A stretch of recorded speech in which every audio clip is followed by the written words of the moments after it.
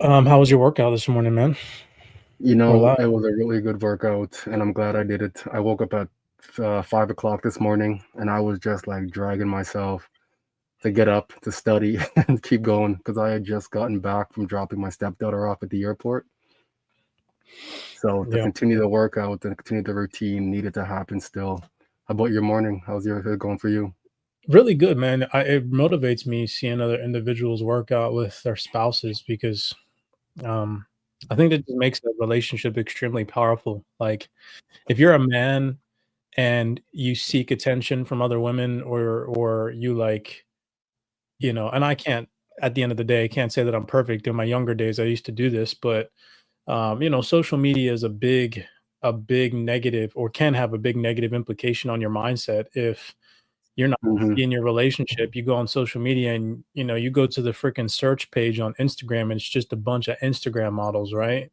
Skinny, Mm-hmm. in shape, just whatever perfect image of a woman a man has in their brain. Well, if you're in a relationship and you want that of your woman or your spouse, your significant other, and you're willing and able to spend time with them working on that, going to the gym, it's just motivational in my personal opinion. It's something that I've Mm-hmm. incorporated in my relationship is, if I want my woman or she wants me to be in shape, we motivate each other to get in shape, and it's just benefited our relationship. So it's cool that Mm-hmm. you go to the gym in the mornings with your lady.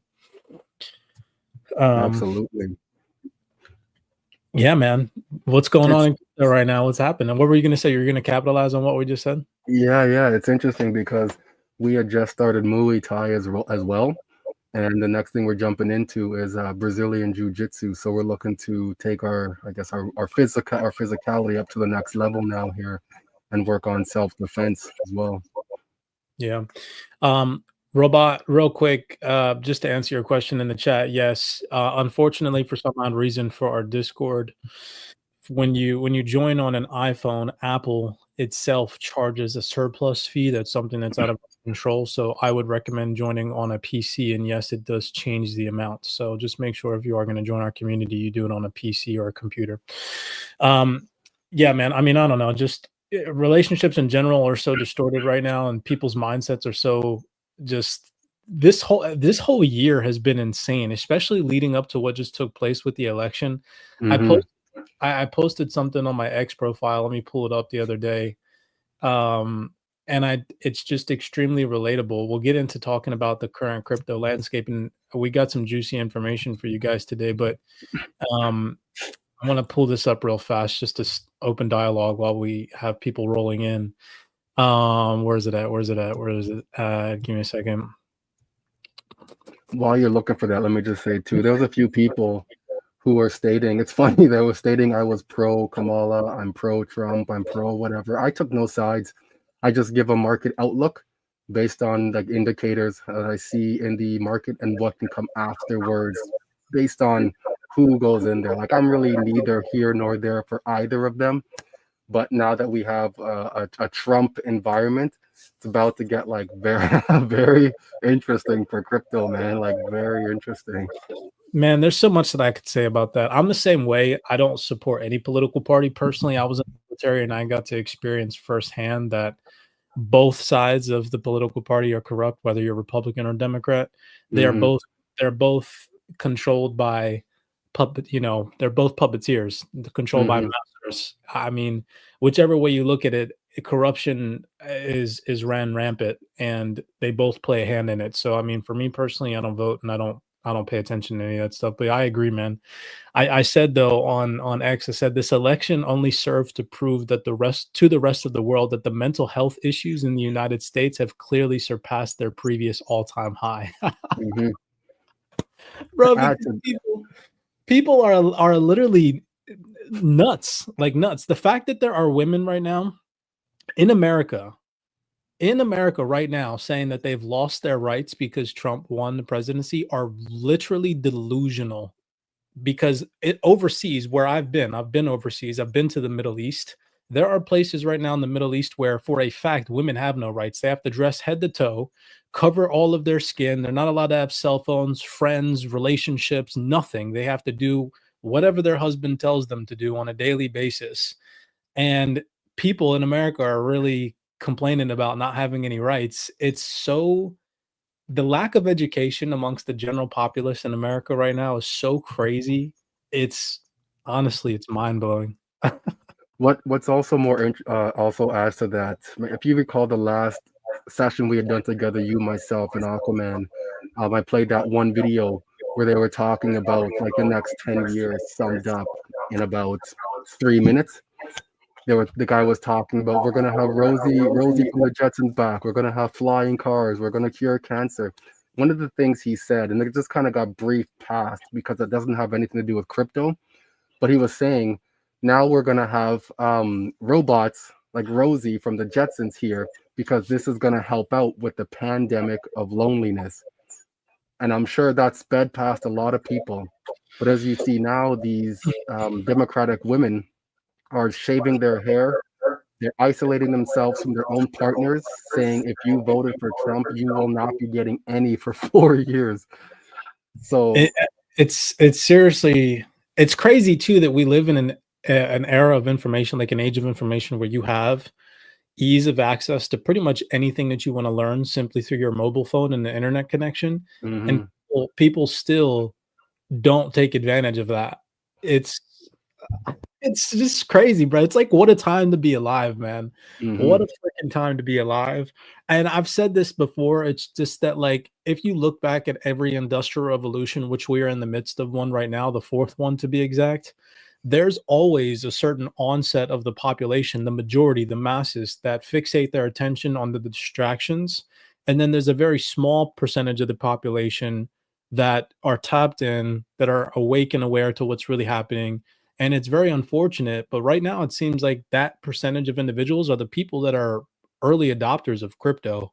Like, I feel like a lot of people in the crypto game, albeit some of us are a little delusional with some of the things that we believe in, whether it comes to price predictions or future realities of certain systems going away or whatever the case may be, which we'll get into today. But the majority of people in crypto are tapped into the financial system. They're tapped into the BS that's happening behind the scenes. And they're awake and aware to, the transformation that's underway. And our attention is fixated on the future because we know everything is about to change at such a rapid pace over the next 3 to 5 years. Looking back, just like it's laughable now, it's going to be even more laughable for all the people that weren't paying attention to what's happening and the opportunity that we have to literally transform our wealth simply by just doing research. I mean, and like in-depth research too. While at the gym this morning, I saw one of one of my colleagues out there, and he's an 80-year-old individual, smart guy. Him and his wife just live off of their investments now. They go on cruises every year, about 3 or 4 cruises a year. So he says he spends about 60 to 70K a year just on cruises. And he was asking, like, are you so now that you and your wife are like not working, how are your investments doing? So we were going over some of our traditional investments, and I threw out that I'm in crypto as well. And he's like, I googled it. Is crypto a scam? He's like, and it said yes. So I never went back. I was like, that's all it took. Just, you googled it. I mean, it is what it is, man. I was talking to the community about this the other day. It's really actually it's cool that to know that a lot of people in the Cypress community are older than me. And it's really cool seeing people that are like in their 50s and their 60s in the Cypress community, because right now it's like all of the older population is starting to see and realize that some people in the younger population, Gen Zers and millennials, that are actually tapped in are providing some really good, valuable information, and that the times are changing and they need to tap into this new wave of info, and they're not remaining sidelined. A lot of people and a lot of this wealth transfer that's going to take place over the next consecutive couple of years is going to come from the baby boomers realizing, like, oh, okay, the traditional financial system that we've been incorporated in for the past however many years is decaying, and we need to roll our wealth over into this new system. And that's where a lot of the wealth transformation is going to come from. So it's really cool actually living through it, that whole entire scenario in my community right now, is seeing people that are in their 50s and 60s and the baby boomer, you know, generation in the community learning this stuff and really applying it to their investments and how they're going to grow and maintain their wealth over the next couple of years or pass it on to their children. Hmm. Um, what's your take on the environment right now, man, as we head into 2025? Nothing necessarily price prediction-y, but just what's your take on the environment? What do you think's to come? So Um, the go ahead. overall environment, I'm quite excited for this crypto space. I posted a video today of Mike Novogratz during an interview. I don't remember what news station he was on, but one of the things he was saying was now that Trump is in here, we can essentially legitimize the crypto and get it on their balance sheets. And this is something that I've been talking about for a bit here. Smoke had turned me onto it, Smoke Dog. He was talking about the FASB ASU 23-08. And what that is essentially talking about is the fair market value of cryptocurrencies on balance sheet. So now that Trump's in, he's been talking about Bitcoin and a Bitcoin reserve, and to have that, crypto has to be legitimized. So come December 15th, when this regulation is now implemented, and come December 30th, 2024, when Mika rolls out at this point now on a wide scale in terms of adoption, I think it's going to be rather interesting with their realization of stablecoins entering this ecosystem, because now there's legit value that can be exchanged in a foreign exchange manner, if you will. Yeah, I'm in agreement with you, man. More so on the fundamental side of things because I'm Hmm. a fundamental analyst. I think that a lot of the things fundamentally that have been weighing on the digital asset landscape are about to be in the rearview mirror. They're not 110% behind us yet. Hmm. We're like in the middle process of driving through the storm. The storm is starting to deplete a little bit, and we're about to see, the sunshine on the other side. And I'll give just a couple of examples. The interest rate hikes that were ushered in 2021, along with the war in Ukraine that was kicked off. If you go and you look back at the first time that Russian troops were announced to be seen on the Ukrainian border back in November 2021, it is literally priced in at the exact top when Bitcoin started selling off the last, peak bull market cycle.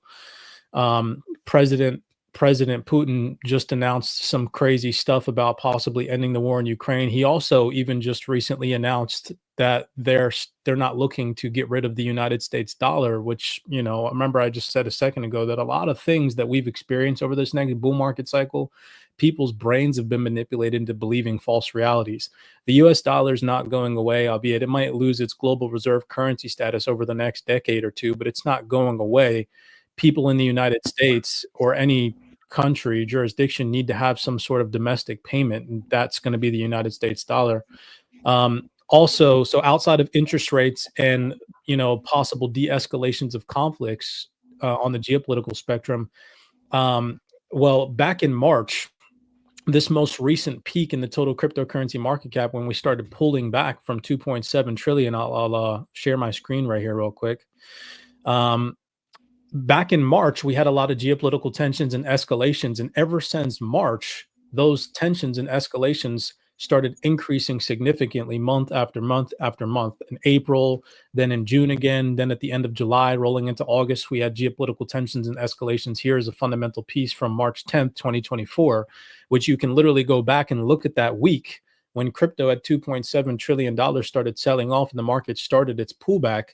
Well, again, I just mentioned some of that stuff is about to be behind us. Look at this. Just yesterday when Trump was, won the vote, Hamas calls for an immediate end to the war after Trump election win. So these things that have been weighing on risk sentiment, creating a risk off market mood, creating a lot of liquidity outflow of crypto, i.e. risk assets, and into safer haven assets like gold, which hit new all-time highs this year, dollar, which has been relatively strong. Previous to the yen pulling back, the yen was relatively strong. And that has all been factors, again, things like this, geopolitical tensions weighing on risk sentiment. This stuff is about to be behind us. It's not 100% behind us yet, and it could still escalate further, but it's something to be very optimistic about outside of, just institutional adoption and all of these regulations coming into play.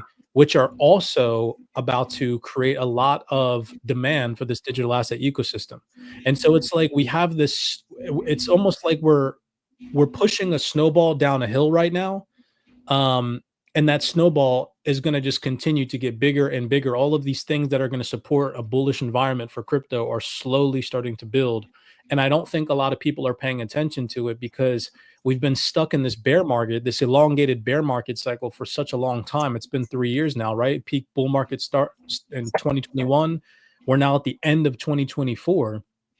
And so people need to wake up. Like now is the time where you should be fixated on accumulating, really expanding your wealth in the now by utilizing DeFi to grow your assets. Again, none of this is financial advice, but you really got to see that we're about to exit this extremely pessimistic phase that we've been in for the past couple of years, and we're about to enter into a new era of, I mean, I honestly can't even fathom what's going to happen over the next 3 years looking back. Can I add to that? So 100%, I agree with you. Like we should be accumulating or have been accumulating during this bear market. I also want to say that I do recognize that it is harder for some people who have no recognition of what's going on. Like I can talk from the standpoint from my family and as a real estate investor as well. I remember, look back to COVID when COVID came around 2020 and interest rates were rather low, like very, very low. Like I remember my buddy bought a house for 0.99% interest rate. His mortgage was like next to nothing, like damn near free. And then the housing rally began at that point. The prices just began to spool up and spool up and spool up. And now here we are, 2024. Trump is in, and he's an investor. First off, a real estate investor. That being said, interest rates have begun to roll down already. We've had two rate cuts prior to him. One prior to him getting in. One now with him in. I can inevitably see the buildup of real estate again. I don't know to what degree and level and in what jurisdictions, because we're experiencing investor fatigue already, and even just speculative fatigue. People are afraid to jump in, but then you still have some people who have the mentality, if I don't get in now, I'll never get in. And they are 100% speculators, and they will get their butt handed to them on a silver platter. So I can definitely see from the side of the point of view where some people are going to be struggling within this next leg up here for us in a different world, essentially the crypto world, because we're looking for that leg up. Meanwhile, they're looking for that leg down. Like they're thinking they're going to get help, but truthfully, what happens now? Like as we enter November, Black Friday is coming around. They're gonna be in the mentality that, what, it's been so hard now. I just want to get myself something new because everything's on sale. I know because I lived it and been there. Then December rolls around, more spending on Christmas. Then tax time rolls around, you get a little bit more, set you up for the summer. You're gonna spend more money. So the whole winter season is just continuous spending for people sitting at home in that cold, and they don't recognize it. And while they're struggling, there'll be individuals such as yourself and myself and the individuals listening here who are just like rubbing your palms, licking your lips like a lion waiting to pounce on a zebra, because we have a concept and idea of what could potentially be coming next in this next phase. Yeah, I definitely think that there's more things to be optimistic about right now in the market than there is to be pessimistic about. And that's changing for the first time over the past 3 years since we've been in this bear market cycle. For I sure. mean, outside of some geopolitical escalations that could take place and outside of some headwinds surrounding, maybe the United States economy that could bring back some inflationary pressures because of Trump's policy on economics, whatever. Outside of those factors, like the regulatory landscape is only going to continue to mature and develop. DeFi and the search for yield is only going to continue to increase as interest rates continue to lower across all major central banks, which is happening right now. It is 100% taking place. Yesterday, both the Bank of England and the Federal Reserve cut rates again, albeit it's nothing extremely significant, but rates are starting to come down significantly. The ECB's in rate cuts, Bank of Canada's rate cuts, Swiss National Bank's cutting rates. And so this, like I said, this environment of a bull market cycle environment is starting to be built out now. It's not there yet 100%. Like obviously, of course, Bitcoin's on a freaking another level because of the ETFs and the demand from institutions, but just particularly altcoins, right? most of these altcoins that are going to perform very well in the next year to 3 years are still 70% discounted from their all-time lows, or from their all-time highs, excuse me. And people are still fearful, when in reality, that's an opportunity. Even if we did see, more turmoil in the markets and prices did go lower, you cannot deny the fact that right now, vast majority of altcoins across the board are still 70% discounted from their all-time highs. And I mean, that's not going to be the case on the vast majority of these coins that have been developing, that have been growing, that have been partnering, that have been building out new things, new features, new utilities. And I mean, it's like, I don't see how people don't see it. That Mhm. even if in the next 6 months we have some more turmoil, I would say that by like mid 2025, as we head into Q3, Q4 2025, this space is going to be extremely optimistic. And if not, Mhm. I will be extremely surprised, so No, I agree with that analysis. Very, very good take on that one. a lot of the documentation too that I read, there's a lot of stuff happening in Q3, Q4 2025, like Mhm. full ISO implementation in November 2025.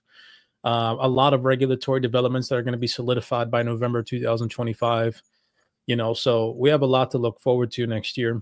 And it kind of coexists with the idea that a lot of people thought that 2024 was going to be a major bull market year for altcoins, when in reality that wasn't the case, and that's kind of starting to settle in, and people are starting to wake up and realize, okay, it was definitely more so summertime, end of year 2025 rolling into 2026, that a lot of all these things were going to come into fruition. So Mhm.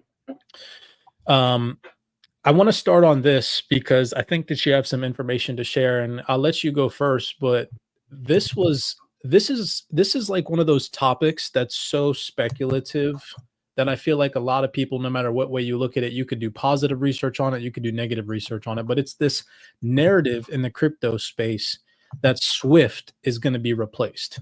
And again, you may have a different opinion than me, and people listening might have a different opinion. But based off the research that I've done, Swift integrating into the digital asset ecosystem is only going to open the floodgates for massive amounts of liquidity and institutional demand to come into the digital asset space. Okay. And so if you're that person that's watching these uneducated YouTube influencers on the internet tell you that Swift is going away, most of them probably don't even have the credentials to work at Swift. And so why would you be listening to somebody with people that don't have credentials to even work at the company and organization in which they're telling you is going to go away, that it's going to go away? And so this document I posted here from the swift.com website, I said, well, influencers who sold you the lies years ago that Swift is being replaced don't seem to be aging very well. And of course, I got some negative comments underneath because people get emotionally attached to these types of things like it actually matters, when in reality it doesn't. But people were commenting under it like, oh, you don't know what you're talking about. Swift is going away and it's going to be replaced and a new system is going to be ushered in. No, no, no. What you need to understand is that Swift is remaining adaptive. They are integrating digital assets, which I'm going to show you guys in today's video breakdown, into their backend system. And they are going to remain a major player, opening the door for massive Mhm. amounts of liquidity to come into this digital asset space. And Swift staying around, considering their connections, their deep rooted connections and their history, is actually positive for this space. It's not a negative. Okay. And I hope to show you guys that. Actually, as a matter of fact, before you start your presentation real fast, I want to start off with this document. By the way, this piece that I have up here, it's this from Swift. We'll come back to read this after Mr. Mann does his piece. But it says global banks will use Swift for trialing live digital asset transactions from 2025 and beyond, right? And then I was like, oh, okay, so that's cool. But then the CyberX research team, shout out to the CyberX research team, they dropped this city document in the chat the other day in the private Discord. And this shit blew my mind because this 100% confirms. I mean, you know how some documents beat around the bush and it's like it uses vocabulary that confuses you a little bit? Mhm. Well, this document was straight to the point. So if we head up here, I'll show you the document. It's from Citi. It's the Citi Yep. GPS. It says payment completed, cross-border payment 24/7, faster, simpler, smarter. And this is from October 2024. So it is updated for those of you all who are listening. And if we just simply go down to page 36, check this out. This is Nick Kerrigan, Managing Director and Head of Innovation at Swift. And he goes on to say right here in this piece from Citi, the adoption of AI is progressing rapidly, and we could expect significant advances over the next 5 years. So that right there implies that Swift is at least going to be around for the next five, with AI being increasingly adopted into Swift products. By contrast, adoption of tokenization could take longer. Following on from our collaborative experiment this year, Swift is now at a point, check this out, where its own trials, where our community will be able to run live controlled digital asset transactions over our network from 2025 and beyond, which is a really exciting milestone.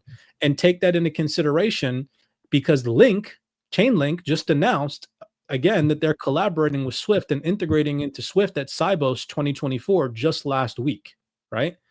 And then right here, this is what blew my mind because it specifically says cryptocurrency. So here it says, tokenization is likely to play a pivotal role as 24/7 money movement and real-time liquidity becomes the new norm across wholesale and retail cross-border payments. Building on the momentum established in 2023, digital assets, including, so remember, up here, Swift just said that they're going to be able to run digital assets across their own network. And here it breaks down what this means by digital assets. So it says digital assets, including cryptocurrencies, stablecoins, CBDCs, and central bank digital currencies, CBDTs, central bank deposit tokens, and CBDCs, central bank digital currencies, are being further integrated into the global financial system. Boom, mic drop right there. This is from October 2024. Okay. So this is the type of research why I believe that having Swift stick around, considering that they're integrated with over 2,000 financial institutions and they're about to be able to run cryptocurrencies through their network. It says it right here. I mean, it's monumental. You should not be fading Swift's adaptability. You shouldn't be the type of person that wants Swift to go away because of how much institutional access they have to bring into this space. So that's just, I'll start it there and I'll let you take over, Mr. Man. All right, cool. So with Swift itself, in the beginning of my journey here with crypto and learning about Swift and the various faster payment systems and connectivity and interlinking, I was at the mindset too that Swift was going. And then I started learning about, as I've heard several times, the top-down approach and the bottom-up approach, both of them have to be utilized. Swift itself is like, it's a top. It's been in its position for like quite many years now. So for it to be implementing digital currencies, that's taking a top-down approach, whereas you have the BRICS now, the BRICS nations coming in and they're taking a bottom-up approach because they don't have the clout that Swift does. So the fact that Swift is going to be allowing digital assets on this platform come November, it indicates that ISO standards, and there we go, has to be adopting the ISO standards for that to even take place, and as of March 2025, Payment Canada will be their real-time rails will be operating, and same with the FedWire. March 10th, 2025, they'll be now implementing the ISO standard, ISO 20022 for cross-border payments. And all these companies, and I say companies because that's what they are, they're all companies, and these payments mechanisms need to be on board before Swift goes live. So they've been in a state of trialing for many years already. So the reason they have to be ready before Swift goes live, because once Swift goes live, they're not going to be hanging back, trialing, trying to get money through this and figure it out. They have to be figured out already to be able to send money cross borders digitally now with Swift's new system, the GPI system. And Swift is offering literally like a host of products under their Swift Essentials package system itself. They're offering, what was it called? Alliance Cloud, which is a cloud network. They're offering Swift Go, which is a lower tier compared to their higher tier payment system. They have their Swift GPI, which is their digital asset movement at that point. And like you said, with Chainlink, I think it's a really neat collaboration because Chainlink is acting as the oracle to be able to collect data off chain, bring it on chain to allow Swift to continue to connect to both worlds. And I mean, most of us here in this community are about XRP, XLM, XDC, the whole X shebang. But Swift, doesn't necessarily, and mind my words when I say this, doesn't necessarily need to use that strategy immediately, because they still operate as the US dollar as their bridge currency. So they don't technically need a digital asset as a bridge currency. When I say bridge asset, I mean another intermediary aside from like an XRP, XLM, whatever. Um, so with that being said, for Swift to be implementing ISO 20022, the period of coexistence needs to end. And what that is essentially relinquishing some of the old MT messages to allow for the MX messages, the rich data messages, for the truncated messages. So some of the messages that are going to be dropped will be MT messaging 102, MT messaging 103, 201, and 203. And these have a significant implications on international banking, financial transactions, and the entire Swift messaging infrastructure.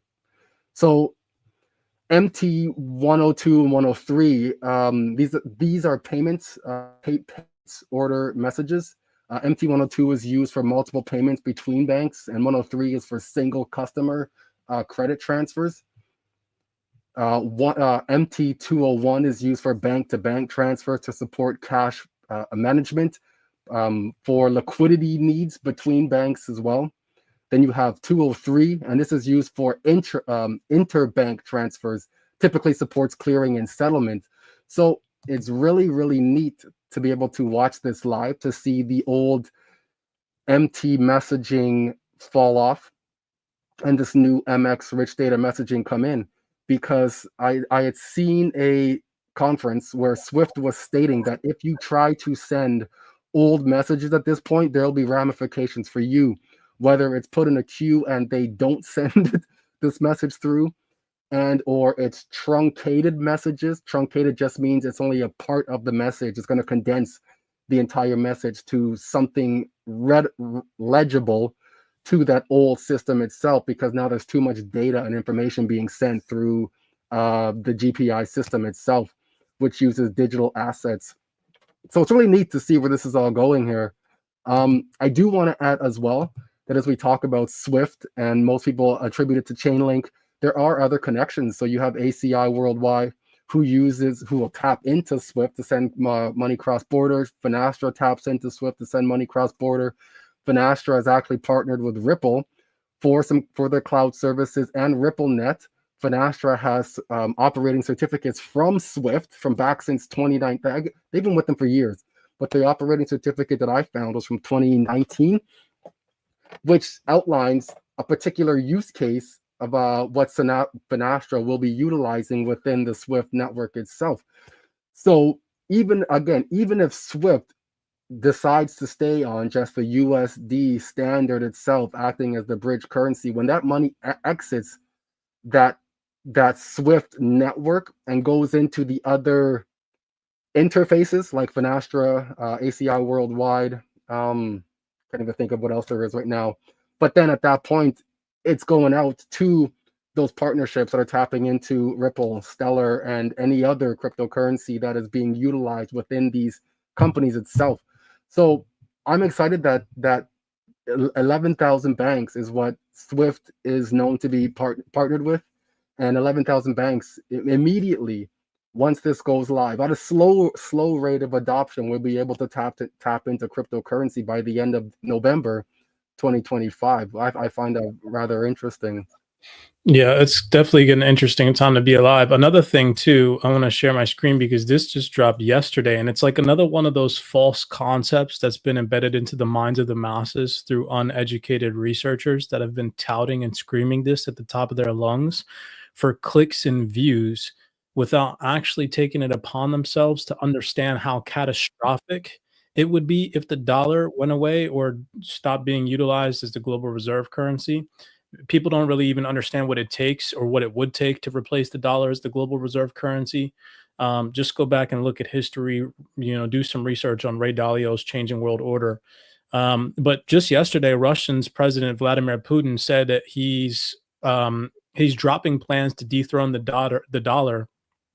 Um, You know, so it's just funny because here at the CyberX community, we were telling people that that's all smoke, not to pay attention to that type of stuff, that the dollar is going to still have a significant role in the global economy, no matter which way you look at it, as we head into this digital future, whether it's as the global reserve currency or just as the United States domestic currency, it's going to have some type of role. And so instead, fixate your attention on opportunity. Just to solidify what we were talking about, Chainlink, well, this was dropped from October 3rd, 2024. Global banks to use Swift for trialing live digital assets transactions. Back to this report here from Swift. And it says central and commercial banks will be able to use the Swift network to carry out trials, transactions of digital currencies and assets. And remember, in the city document that we just went over, they describe what the terminology digital assets, you know, kind of encompassed. And that was crypto, CBDCs, stablecoins, and CBDTs. And an expansive pilot that seeks to demonstrate the cooperative's ability to facilitate the flow of all kinds of value between more than 4 billion accounts across 200 countries and territories. So that's why I'm sitting here saying, like, this idea that Swift is going away is actually negative, because if you see this right here, this is positive because this opens the door for billions of accounts. It says it right here, like in plain sight, billions of accounts across 200 different countries and territories to be able to facilitate value in between utilizing the Swift network. And I just showed you guys how Swift is integrating crypto digital assets into their network, right? So put two and two together. This is actually positive for the space and shouldn't be looked at as a negative. Here's a video clip real fast that was posted 6 days ago from Chainlink, where they're talking about their integration into the Swift network and how they tested and piloted this. So just take a second. It's about a 2 or 3 minute long video clip, but it gives you much more of an perspective on what's happening behind the scenes. You know, instead of having the perspective that Swift is going away, instead look at this and see Swift is actually integrating and collaborating with blockchain ecosystems to help build out this new digital infrastructure. And it's just going to open the door for trillions upon trillions of dollars to come flooding into the space. So just take a second here and listen to what Sergey has to say. Is running on the CRE. So the demonstration that was given last week at Sibos of using the Swift network is actually already running on the CRE. This is the diagram for what we were saying we were going to build with Swift a year ago. This is a diagram of the second pilot, where essentially Swift messages and blockchain events become interchangeable, both for triggering blockchain events and for payments, basically making Swift systems extremely usable for interacting with blockchains as an interface and as a payment resource. So that's a very complicated problem, and it's a problem that we've been working on for years, and it's very complicated to solve. But when we applied the CRE to solving the problem, we were able to solve it much faster with a fraction of the technical resources by writing a single piece of Go code that coordinated the Swift network against multiple blockchains. And the speed and quality at which we were able to do this was, for me personally, quite shocking. Because for the 7+ years I've been working on getting Swift messages to interact properly with different blockchains, it's a complicated process. And the CRE made it genuinely simple so that a small amount of engineering resources could coordinate one complicated system with multiple other blockchains. The flow that we demonstrated last week in Sibos to the financial community, which was extremely well received, was the ability for Swift messages to coordinate an agreement, for that coordinated agreement to then result in an on-chain event in the form of locking an asset in the anticipation of a payment, that locking of an asset to trigger a payment flow within the Swift network. So a real payment transaction would happen, and that payment transaction using Swift messages could then be converted to a blockchain event, and using actual Swift messages in the formatting that they use. And then that blockchain event would unlock the asset on the first chain and transfer it across chains to the other chains. So this is much more real than things have ever been with the interaction of blockchains and a very complex system like Swift.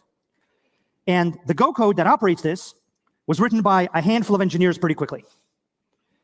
That, to me, is very impressive, because I actually know this problem, I know its complexity, I know how many things would need to be coordinated and managed securely. And not only was that complexity simplified for one chain, but using CCIP, it was simplified across chains. And so now that piece of Go code running in the Chainlink runtime environment simplifies this immensely complicated problem with the real types of messages for blockchains in anticipation of a state where you would actually be on production. From what I can tell, that's a really, really big step forward. And we've gotten a lot of interest from the Swift and the capital markets community about this flow and implementing it. But the really exciting thing for me is once they understand how efficient it will be for them to implement in the computational model that they are already used to. Because once again, our goal is to create a standard. And the goal is only achieved when people adopt a standard, and to adopt it, it needs to be simple and to provide a lot of value. The services, the cross-chain services, the data services, the identity services provide a lot of value. The hundreds of blockchains where there's more and more money for people to transact on provide a lot of value. The challenge is now to take all of that value and make it very simple to interact with and build applications around. So I'm very excited that we made all of this progress. A lot of it is thanks to our new chief architect, Uri, who will be up on stage in a few minutes to describe in more detail how the CRE works, how it actually operates, and the key technical assumptions that it makes. It's very exciting, and it's something that I think is going to take the whole Chainlink community and what developers are able to build within Chainlink through workflow code, essentially defining their application in that way from the beginning, to a whole next level. So excited to hear what Uri has to tell all of us. Right. So all of this just happened recently. I mean, this was announced at Sibos just a couple days ago. And so, you know, the idea that Swift is going away clearly is not a reality. And instead, it's almost the complete opposite. Swift is enhancing its backend infrastructure to adapt and remain relevant in this new digital infrastructure. Just showing you guys another couple of different examples before we jump back into the Chainlink thing and just show you how crazy interconnected Chainlink is with major financial institutions. This is from the chief commercial officer at Zoidic Custody. He posted this about 6 days ago, James Harris, on his LinkedIn profile. And he talks about Sibos 2024. And right down here, just one little tiny sentence, it says, more broadly, Swift was labeled by Bill Winters, Group CEO of Standard Charter, as not just a payments network, but a movement, a mission to keep the world connected, even in times of rapid change, right? And then here we have another piece that goes on from the OMFIF Digital Monetary Institute. They had a closed door meeting the other day, right? Again, this is the stuff that the mainstream's never going to show you, that all these YouTubers on the internet that don't have any credentials and don't really do good, valid research that are telling you Swift is going to go away. They're never going to show you this. Well, Swift partook in this closed door meeting. OMF Digital Money Monetary Institute. We concluded the International Monetary Fund World Bank annual meeting in Washington, D.C. Key discussion points, emerging trends in the payment landscape over the next 3 to 5 years, which again implies that Swift is going to be around for the next consecutive couple of years, including potential risks and benefits, the role of programmable platforms and DLT, balancing central bank and private money amidst rising stablecoins and tokenized deposits, desired functionalities of wholesale CBDCs, outcomes that the bank aims, for any retail payments. And you can see right here, one of the participants was Harry Newman from the Swift network. Okay, and you can see that this is a closed door meeting, right? No mainstream media coverage, nothing like that, just private closed door meeting. Then this document, last but not least, because I see Mr. Mann's got his screen up, he wants to share something. This document, very interesting. This is from the BIS. You can assume that the vast amount of individuals on the internet that are pumping out content that just are, it's like clickbaity, and they're just doing it for views and clicks, which is the vast amount of people that are in the community saying that Swift is going to go away. That's what they do it for. They don't have more credentials than individual participants at the BIS. This is a report from October 2024. I know that it's probably hard to see on your end because of the print, but on 5 different pages in this report, it talks about integrating Swift into this financial system, this new digital infrastructure, 5 integrations with asset settlement systems, and key findings. As part of Project Mandala, the compliance proof was successfully integrated with the wholesale CBDC originally developed with Project Mariana. It was also integrated with Swift. This is the most widely used messages system. And then here on page 41, it goes on to talk about how this integration with Swift demonstrates the capability of Project Mandala to work seamlessly with the existing financial messaging system, enhancing compliance and transparency in cross-border transactions. Looking forward, Swift is exploring the potential of the network-level validation of compliance proof to case the adoption of Project Mandala concepts by the global banking community, right? And I just showed you guys in a report from Citi, right? From Citi, that's not me making this up, just like touting and jumping stuff off the top of my head. This is an actual report from Citi here, where the SWIFT representative down on page 36, right? They talk about how they will be able to, it says right here, in controlled digital asset transactions over their network in 2025, mentioning digital assets. And then right underneath of that, it tells you in particular what they mean by digital assets. Digital assets including cryptocurrencies, stablecoins, CBDCs, and CBDCs. So for all those people that are like, oh, they never say cryptocurrencies, it's right here. It's right here, you know? So I wanted to bring that to attention just to show you guys that this is the type of research that people aren't doing, you know. And in my personal opinion, SWIFT is only going to enhance this digital asset market. It's going to allow it to scale. It's going to allow it to grow. It's going to open new corridors. It's going to open access via these traditional financial players that are comfortable utilizing the SWIFT system, and then be able to get comfortable utilizing this new digital blockchain distributed ledger technology. So, Mr. Mann, if you want to take it away, I'll add you to the stage. Go ahead. Yeah, for sure. With Swift upgrading its system now, it's going to allow for healthy competition here. This was something I dropped as well, and it's talking about the BRICS bridge or M bridge. However, with China and Russia poised to go ahead in digital trade from mid 2025, acting in some way as we will see the potential of a BRICS financial trading platform as becoming a reality by 2026, 2027. I remember you brought those dates up earlier. So the proposed BRICS currency, the unit, may be operational by 2030. That date is neither here nor there. So with that now coming into play, this brings me over here to Swift. And I was talking about Swift Essentials.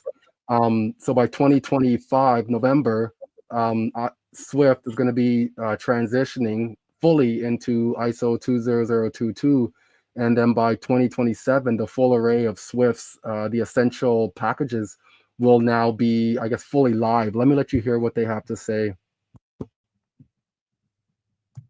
So a few years ago, the G20 made enhancing cross-border payments a priority. Swift Essentials aims to help achieve the goal of limiting cost, improving speed, boosting access, and increasing transparency of cross-border transactions by 2027. In line with Swift's own strategy of instant and frictionless, Swift Essentials will increase speed and security. The products included in Swift Essentials will help streamline the end-to-end payments process. And of course, customers are at the heart of what we do and what everyone on this webinar does. So we're looking to improve the end customer experience through seamless transaction and faster issue resolution.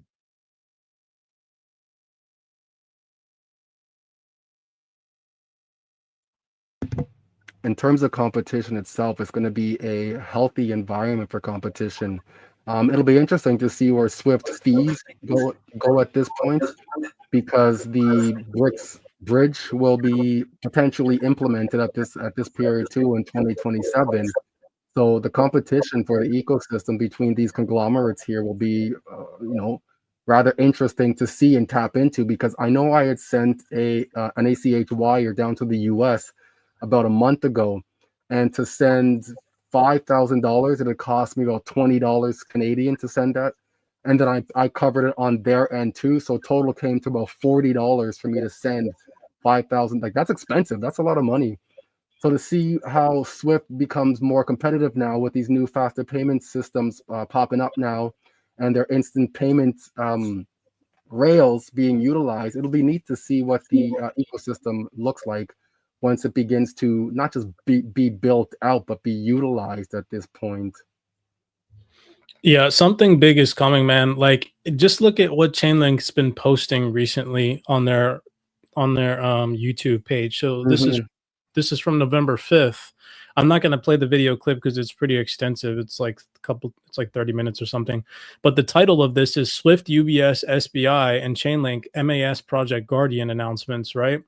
And then so I was looking into this a little bit more, just looking into Chainlink and their partners. And I mean, it's pretty extensive. It says right here, tokenization wave, Chainlink partners with banking giants. And here it mentions over 40 institutions Chainlink has partnered with, right?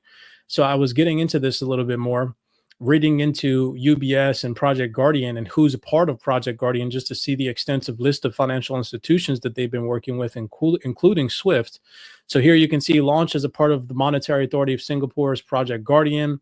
UBS, SBI, and DBS have launched the world's first live repurchase transaction repo with the native issued digital bond on a public blockchain. And you know, who's that public blockchain? It's Chainlink. Look, ANZ partners with Chainlink, joins Project Guardian to advance real world asset tokenization. This is from September 30th, 2024. So I went in to look at who is a part of Project Guardian, and it's like freaking mind blowing. So anybody that fades Swift and what's happening right now with public blockchains, here's Project Guardian. You can see at the top. This is from November 4th, 2024. So this is an updated list. And I mean, you can just see how extensive this is. Members of policymaker groups, Monetary Authority of Singapore, Swiss Market Supervisory Authority, World Bank, Financial Conduct Authority of the UK, Financial Services Agency, Banque de France, Deutsche Bank, and I mean, like the list goes on. I don't want to bore you guys to death, but you can see here. I mean, it's insane. Euroclear, Fidelity, Franklin Templeton, Hamilton Lane, JP Morgan, Northern Trust. You got Swift down here, Capital Markets and Technology Association, Global Financial Markets Association. Okay. And Chainlink is at the forefront of all this. So, you know, fading these technological, advancements and what's happening right now and thinking that Swift is going away or that these public blockchains are going to play a massive and important role, I mean, it's illogical. You can even head over. This is straight from the Chainlink ecosystem website. I mean, they're incorporated with Visa. I'm pretty sure that most people listening right now probably have either a Visa or a MasterCard sitting in their pocket right now as we speak. And this is a platform right here that is built out on Chainlink. It says Mobilum uses Chainlink for cryptocurrency price data feeds trading platform. And right down here, it says cooperation with Visa and the implementation of new services such as SEPA Target, TIPS, and SWIFT schemes allow users to benefit from fast and cost-effective transfers globally. And this is a system that's built utilizing Chainlink, and they mentioned utilizing Visa, SWIFT, TIPS, right? SEPA. So something big is cooking, and I really don't think this is how we kind of open the call. Like, there's so much more in this space right now to be positive about, because the crazy part about all these fundamentals that myself and Mr. Mann are reading to you is that none of them are priced in. Like, this stuff is not priced into the market right now. Chainlink's trading at what, like $13 right now? Can you imagine if trillions of dollars from the financial ecosystem really do flood into this space and Chainlink just gets a proportion of that, what the price is going to be in the future? I mean, none of these fundamentals are priced into the market. So even if we do experience short-term headwinds, the future is very bright for those individuals that have a long-term perspective and can see what's about to happen as we progress in this digital transformation. I'll add you back to the, there you go. For sure. I just want to add on to what you're saying there in terms of Chainlink and Swift. I do want to add a bit more to that afterwards. We're here talking about Project Guardian involving Swift, Chainlink, UBS, ANZ Bank in Australia uses CCIP, which is Chainlink's protocol, to securely automate cross-chain transactions of tokenized assets, enhancing financial efficiency and liquidity. This is, let's say, like a minute video. I just want to play it for you. Then I have like another quick page to show you. Check this out. The next thing that we'll be discussing on the panel, to give you context, is another thing that we're announcing today, and that is our work with Swift and UBS. In this work, we take the same flow that we just saw with a digital transfer agency contract operating as it would usually operate, but we also include the ability for Swift payments to be utilized in order to pay for a subscription. So you go through the same investor flow and through the same steps that you go through in the digital transfer agency contract steps that I just showed you. You have the fund administration functions, the NAV calculations, all of that in the unified golden record, which is the digital transfer agency contract, which is deployed by the institution itself. And then you have the ability to pay into that digital transfer agency contract and its associated fund through SWIFT payments.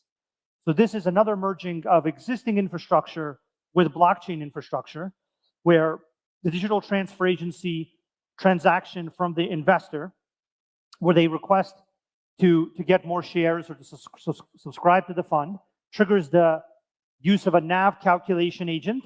That NAV calculation agent can be on chain and then, can be off chain, and then their information can be put on chain. And then the result of that will trigger a payment request from the digital transfer agency contract through Chainlink into the SWIFT network. The SWIFT network will then execute that payment against the fund distributors holding of the value, holding of the payment capabilities of the investor. That'll result in a payment confirmation back to the asset manager. The asset manager will confirm receipt of off-chain payment. That confirmed receipt of off-chain payment will then flow back into the blockchain as a receipt for payment.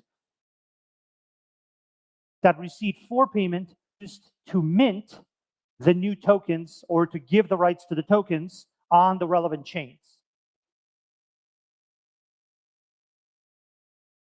Let me show you this last one here too. This one here is making noise as well because we're all focused just on Chainlink, but also at Project Guardian, taking place November 5th, 6th, I believe it was. You can't see my page, can you? Yeah, you could see it now. Go ahead. Yeah, there we go. So Project Dama 2 unveiled at Monetary Authority of Singapore's Project Guardian. So the update reveals key components provided by Memento Blockchain and XLR in tokenized assets pilot led by Deutsche Bank. And also in this, Stellar was a big part of this as well. So some of the X's that we all know and love is definitely taking a part in this ecosystem, in their own way, whether infrastructure, whether contracts, whether acting as bridges or messaging systems or some other shape, way, or form. Like pull yourself away from the individual tribalism and try to build the bigger picture and look at the puzzle for the entire picture itself, not the individual pieces. Because once it begins to clear up, you can see things much better and how the world that we're moving into is legitimately interoperable. So yeah, right now the focus is on Chainlink because Swift is going live 2025 with ISO 20022, and Chainlink is openly talking about it. Swift is openly talking about these things. So it's you can see the momentum building up, but there are also other assets involved in this, and it's taking place quietly in the back. Bro, check. So since you brought up XLR, because I wasn't going to bring that up, but I freaking love XLR. If you don't know about XLR, you should definitely tap into what is they're doing and the interoperability platform that they've built and the solutions that they offer to the market. But since we're on the topic, I proved to people just the other day, like, this whole like narrative that retail investors have the upper hand above institutional investors right now. Mm-hmm. Well, this is a platform that I found because on stage, I was listening to this panel discussion of this. I don't know, remember she's the CTO or CEO of this organization called Block Demon. Long story short, it says, you can see it right here. It says, we power the blockchain economy, the complete institutional solution for secure and efficient Web3 services. So pretty much this company offers staking solutions for institutional clients. It says right here, our staking institutional solution is easily accessible through our Block Demon wallet or as a standalone solution via our staking API, liquid staking, white label, and public validators. And so in the Wealth 28 Club, myself, Mr. Aqua, we talk about is earning yield on your digital assets, that you don't have to just have assets in your cold storage doing nothing for you. And instead you could be generating yield, because that's exactly what these financial institutions are going to be doing. And that's what they're being offered. Well, if you scroll right down here and you look at how much yield they can earn on their XLR as an institution right now coming on this platform earns a 7.25% yield on their XLR, right? Well, as a retail investor, if you come over to the Exodus wallet, which, by the way, for those individuals that are like, oh, liquid staking, I don't like it because I can't connect it with my cold storage. Exodus partnered with Treasure, and Treasure is a cold storage wallet solution that allows you to store your cryptocurrency secure and still earn yield while your assets are in cold storage. And so Exodus can be connected with Treasure. Well, check this out. So if you come down here, let's go look at products and let's look at earn crypto rewards. Let's try and find all the assets that they have. Let's go see. All right. So right now on XLR, on this platform, we can earn as retail investors 8.76% APY, right? So there's an institutional platform out there that's earning for institutional investors a whole percentage point and a half less than we as retail investors right now can earn, you know? So just take that into consideration. There's such a massive opportunity right now to grow and expand your wealth and just get integrated in doing research into these things instead of just, I don't know, there's just there's this weird, what's the ambiance of like false information out there. And it's, in my personal opinion, you know, an implant to steer your brain away from what's actually happening so that way you don't experience life-changing wealth. And some of these influencers on the internet that are pumping out false narratives play a role in that. So dig a little bit deeper, do your research, and fixate your attention on the positives. Because, like I said at the beginning of this call, the positives right now in this space outweigh the negatives 100 to 1, you know? So I thought that that was cool. I'm currently staking my Exodus, or currently staking my XLR on Exodus, earning 8.75%. So, you know, teach his own. Nothing wrong with that. As you're saying, like we as retail investors have the opportunity to technically move before the, I guess, big players, investors, institutional investors. Sorry. One of the things I listened to on one of my runs a few months back now was that there are institutional investors already involved, like stable coins, whether they are legitimized yet or not through bills, are already a thing. Like I was listening to um, this conference call with the Bank of New Zealand, and a few other investors, as well as the individual company who was creating the actual stablecoin itself, to allow the central bank into this and individuals to tap into this. So what they're doing with this stablecoin, they're not making it so it's accessible, just like the QCAD, the Canadians stablecoin, or a Canadian stablecoin. What they're doing is you have to go to individual platforms to be able to utilize this stable coin, because they're not allowing it for use yet, but you can definitely swap or buy it, exchange currency for this stable coin, put it on another platform, and they were offering yield on stable coin for staking it up to 66%, they said, on a stable coin. And this here allows stability, or creates stability itself for this currency. Yeah, I talk about this a lot in the Wealth 28 Club and the DeFi. It's just that people that think that they're going to become wealthy after the next bull market cycle, or even just keep their wealth, that are going to sell, unfortunately, for fiat currencies. Mm-hmm. You know, say, for example, let's say you have $100,000 in crypto and your portfolio does a 10x and you make $1 million. I couldn't imagine being the type of person that has this mentality that sells all their crypto, which they work super hard to accumulate, to fiat, to put it back into a bank account, to buy a house or something with it. Mm-hmm. When they could take that $1 million, they could sell $200,000 of that money, put it into a stable coin pool that's earning 40%, and literally generate more passive income monthly than going and getting into debt, buying a 3-bedroom house and renting that out to build onto their real estate portfolio would, if that makes sense. You know, go ahead. I was gonna say I agree and disagree, because it depends on the jurisdiction and where you decide to look for real estate. Like here in Canada, I wouldn't be looking at it right now as rates are rolling back, because I'm expecting, and I could be incorrect, but I'm expecting like a 2020 buildup again, with real estate value going up, because access to money is becoming a lot easier again with lower interest rates. Speculators will jump into the market. People might want to try to flip and make money, open up Airbnbs, get long-term rentals, but they're not planning for higher rents that are going to be involved in this as well for their tenants. So if you're looking somewhere in the emerging economies like Africa, Mexico, I was looking at Mexico has beautiful properties, and the infrastructure they're building there is wonderful. And you can still get property out there, whether it's real estate or just the land itself, extremely cheap.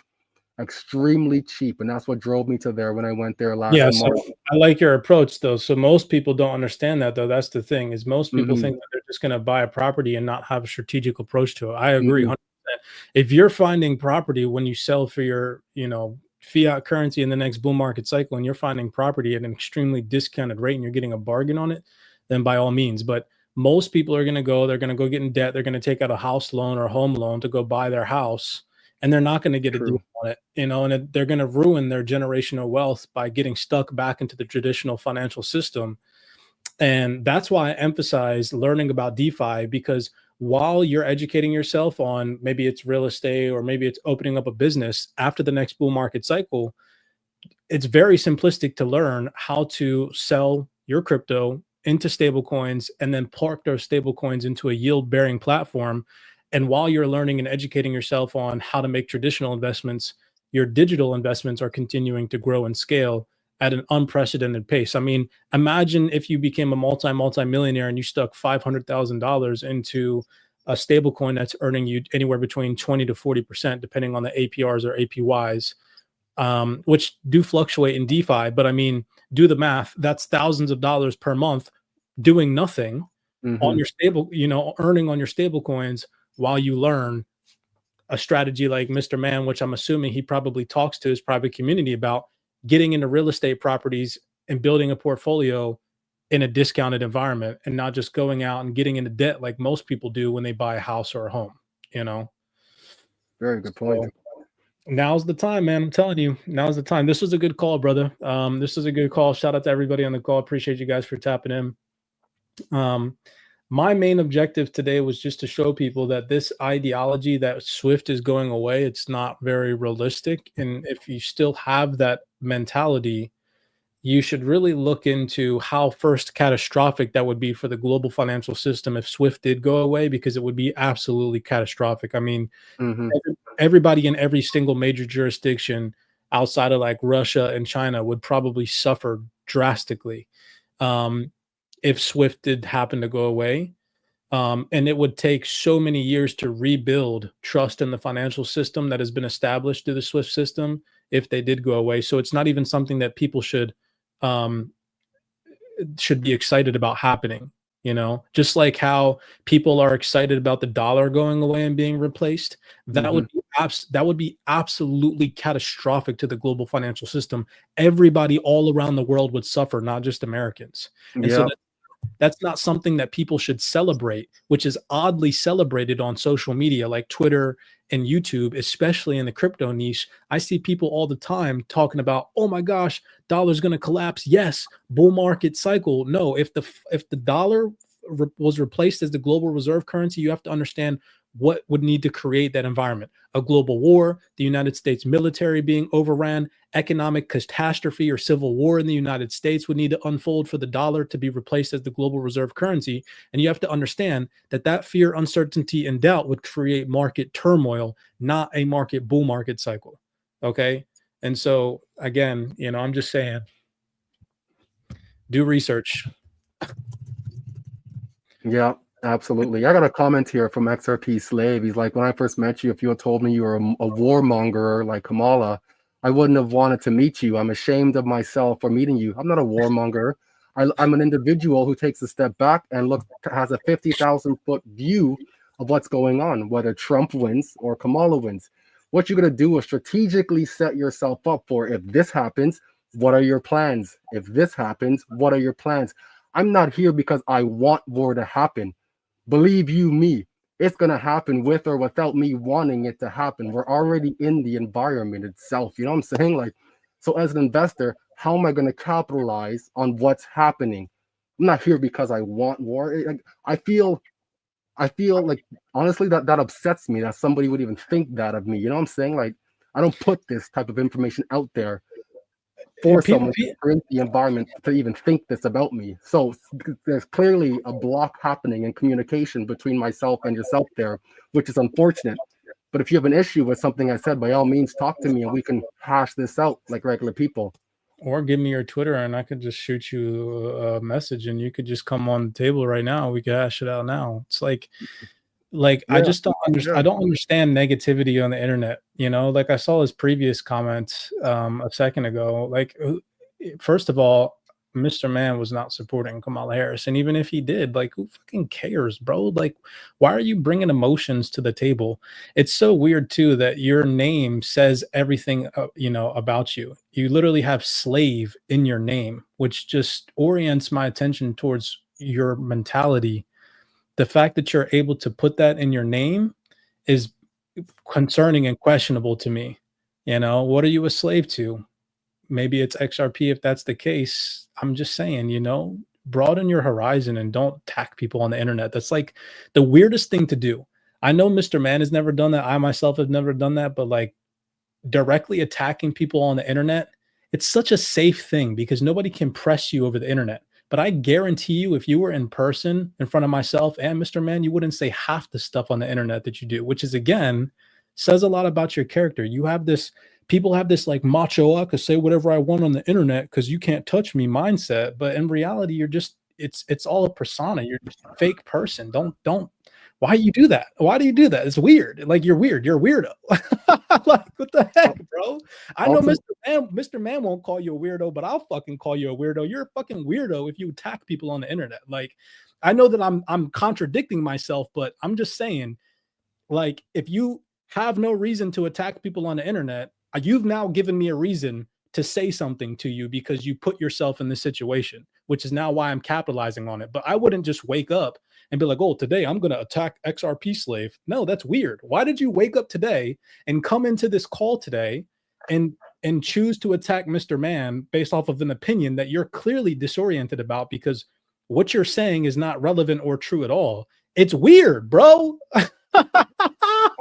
Ultimately, I just wanna give out like a market outlook. Whether this person wins, here's what you can expect, or if this person wins, here's what you can expect. You know, Trump's in office now, not in office yet, but he won the presidency when he gets inaugurated and sworn in January at this point. What I'm looking forward to is lower interest rates.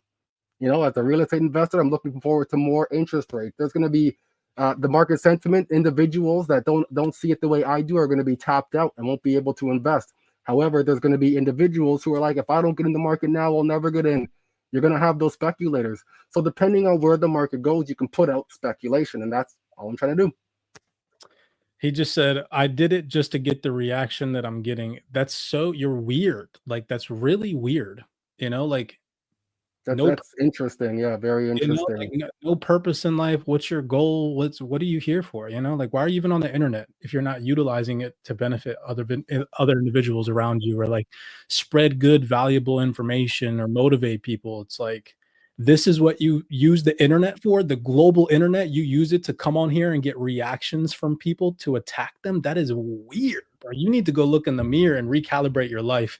Anyways, blessings to everybody else that's positive, and blessings to everybody else that brought good vibes and good energy to this call.